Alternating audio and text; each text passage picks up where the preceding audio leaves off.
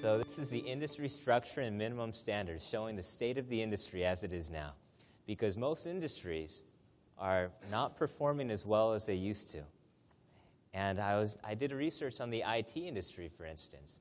And I saw an article, there's a council held to find out why IT projects were failing. They never seemed to come in on time, and they never seemed to meet the owner's expectation. And this was like 30 years ago.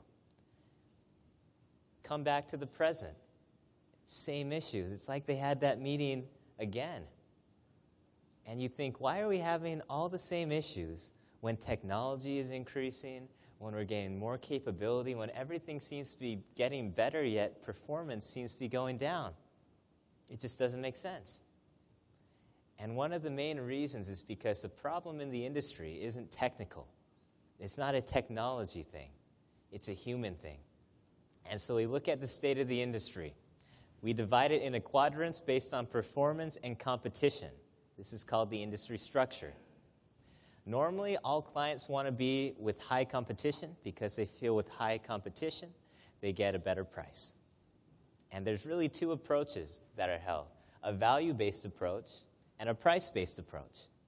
Now, the main difference between the two is in the price-based approach, you have the wrong person talking. And who is the wrong person?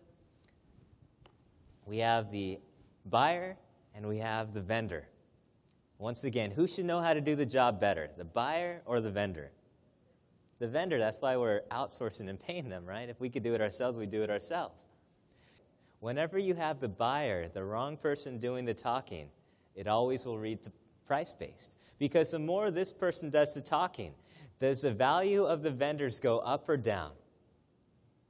Down, because the reason you're doing this is you feel they're all the same. When things are all the same, that's called a commodity. When things are a commodity, what do? You buy on price. And that's what it's turned into. In the best value approach, you have the right person talking.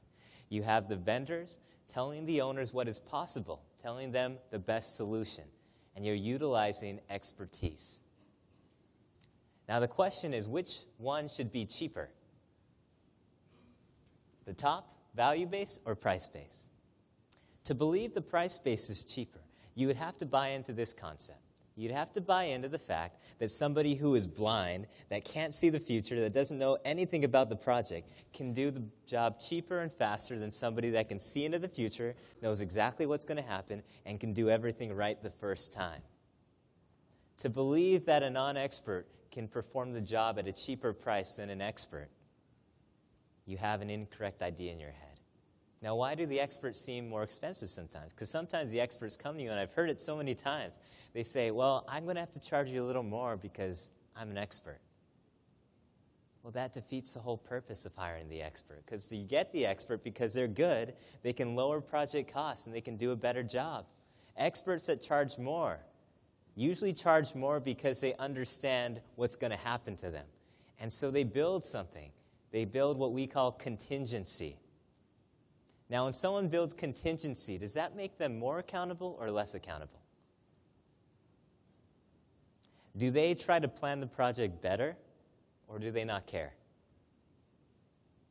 Because if you have contingency, who cares if it has a couple issues in it?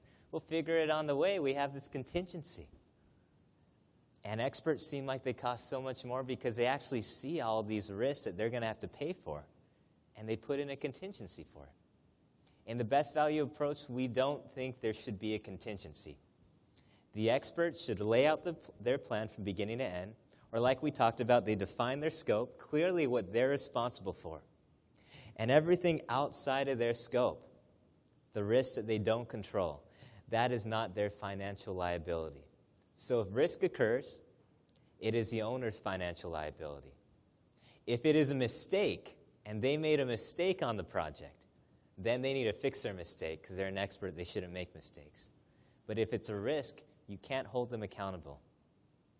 And the attempt to do so would create this contingency idea. Yeah, in best value, there is no contingency.